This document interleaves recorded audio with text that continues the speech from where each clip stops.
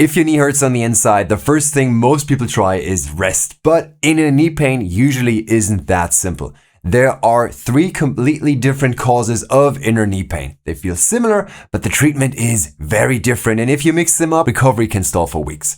In the next few minutes, I'll show you how to find the true cause of your medial knee pain using simple tests you can do at home. At the end, we'll cover what your next steps should be to recover as quickly as possible, including exercises you can do to strengthen your knee. Let's start with the one people fear the most. The medial meniscus is a shock absorber between your thigh bone and the shin bone on the inside of your knee. If the medial meniscus is causing your inner knee pain, you typically feel it directly on the inner joint line, so the narrow gap between your thigh bone and your shin bone. You may feel knee pain when bending the knee, squatting, or twisting, especially when turning on a planted foot or when going downstairs. Some people also notice clicking, catching, or even brief locking. Swelling can also occur even a day later. Now here's how to check it in under a minute. For the first test, you sit with the knee bent about 90 degrees. Next, you find the narrow gap on the inside of the knee. That's the joint line between your thigh bone and your shin bone.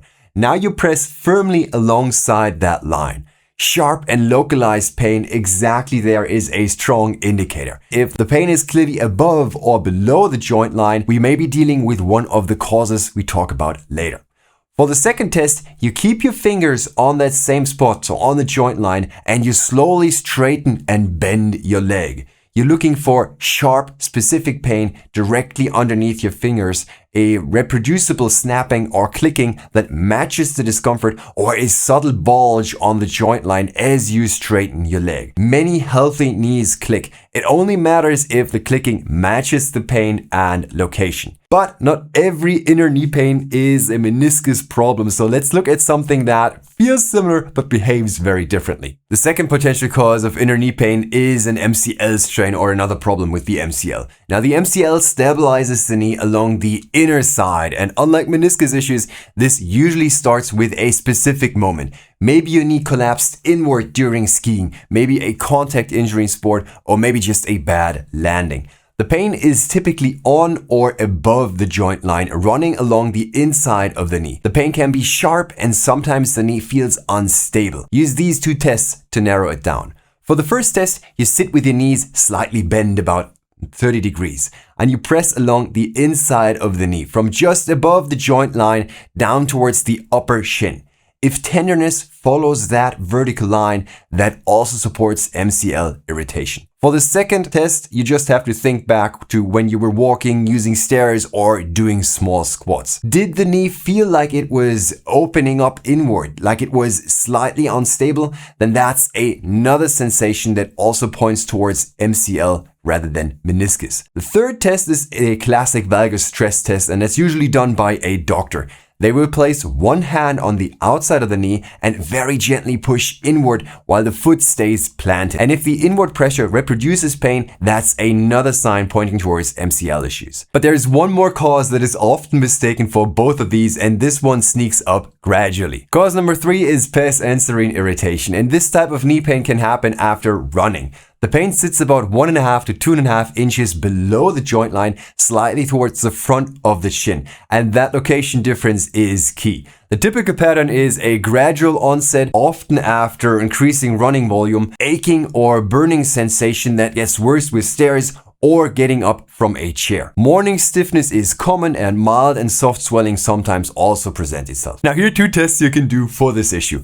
For the first test, you sit with the knees bent to about 60 to 90 degrees. You find the joint line and then move about 2 inches down and slightly forward on the shin. Press into that area with one finger.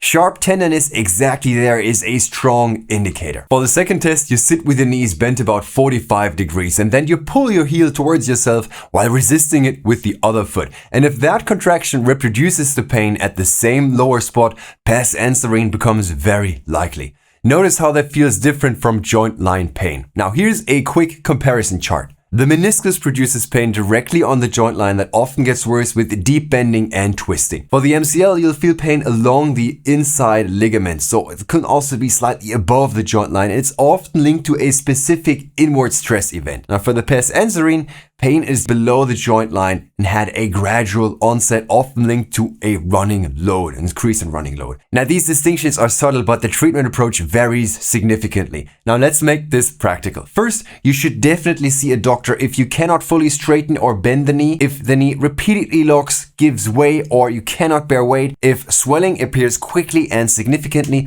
or if the symptoms do not improve after a load reduction. But even without these obvious red flags, a doctor can still help you get a confirmed diagnosis, which often means peace of mind and complete clarity about what you should do next. And here's what that should be. If it's a meniscus issue, you first reduce compression and twisting for 2 to 3 weeks. You avoid deep squats, pivoting, and loaded rotation, but still try to keep the knee moving with daily gentle bending and straightening. Walking and cycling are usually fine if the pain doesn't increase. Once the swelling is down, you can gradually reload the knee with controlled strength exercises such as wall sits, light deadlifts, and later on single leg exercises such as slow split squats or step ups.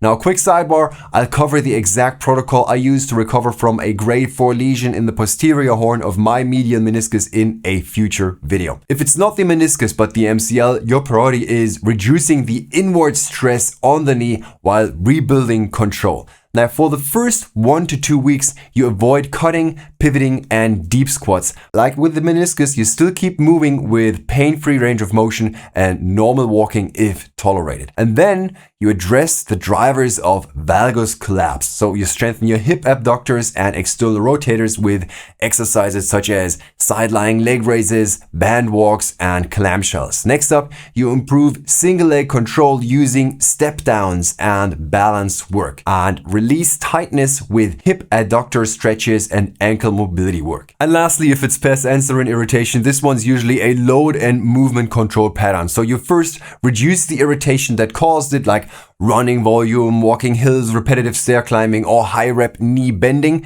and temporarily scale those back so the tissue can calm down.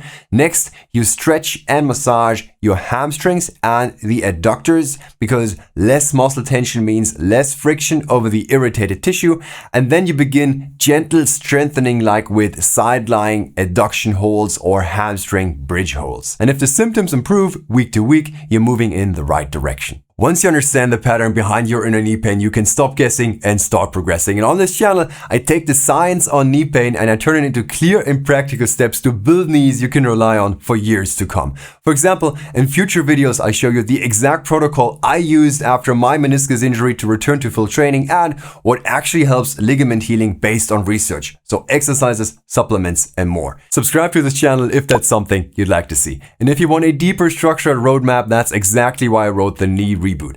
It walks you step by step through rebuilding strong and resilient knees based on research and what actually works in practice. Now, most people wait until the knees get too bad to ignore, and sure, we can't change what happened yesterday, but everything beyond right now, that's up to us.